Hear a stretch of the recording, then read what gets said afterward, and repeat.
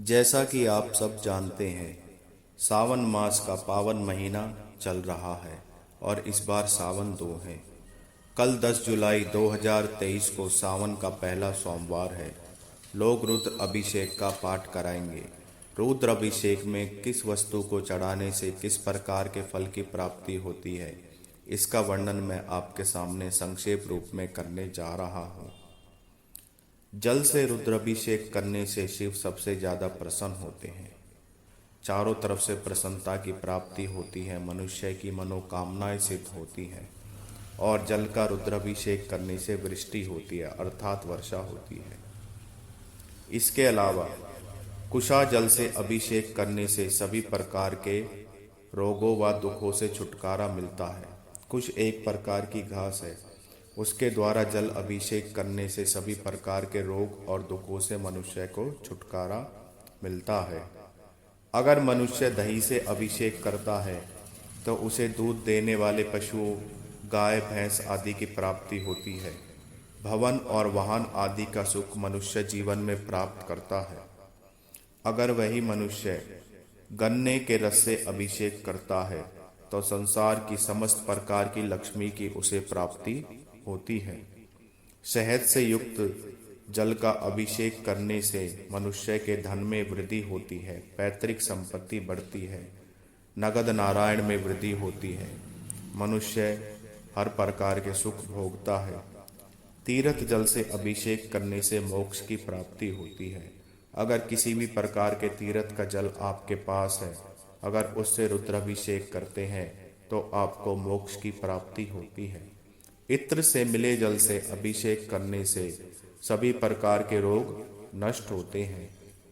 दूध का अभिषेक करने से पुत्र प्राप्ति होती है, शांति मिलती है और मनोकामनाएं पूर्ण होती हैं।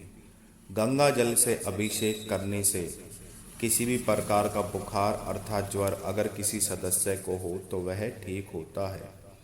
दूध में मीठा मिलाकर जल अभिषेक करने से सद्बुद्धि, बालकों को ज्ञान और विद्या में बढ़ोतरी होती है। शुद्ध घी का अभिषेक करने से वंश का विस्तार होता है। सरसों के तेल का अभिषेक करने से समस्त प्रकार के शत्रुओं का नाश होता है। कच्चे चावल चढ़ाने से धन संपत्ति की प्राप्ति होती है। तिल चढ़ाने से समस्त प्रकार के पापों का नाश होता है। जौ चढ़ाने से लंबे समय से चली आ रही परेशानी दूर होती है और गेहूं चढ़ाने से सुयोग्य पुत्र की प्राप्ति होती है। शिवलिंग पर आप तरह तरह के वस्तुओं से जब भी रुद्राभिषेक करते हैं तो मनुष्य को अनेक प्रकार के फलों की प्राप्ति होती है। इसी प्रकार आंकड़े का फूल चढ़ाने से समस्त बाधाओं से मुक्ति मिलती है और मोक्ष की प्राप्ति होती है। शिवलिंग पर शमी के पेड़ के पत्तों से चढ़ाने से सभी प्रकार के दुखों से मुक्ति मिलती है। अगर यह कार्य सोमवार, त्रयोदशी, शिवरात्रि या सावन मास में नित्य करेंगे तो आपको लाभ होगा।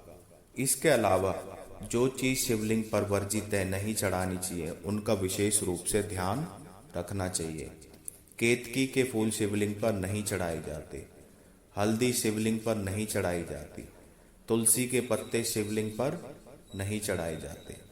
तो मनुष्य को इस प्रकार की वस्तुओं का ध्यान रखना चाहिए जो शिवलिंग पर नहीं चढ़ाई जाती। नमस्कार।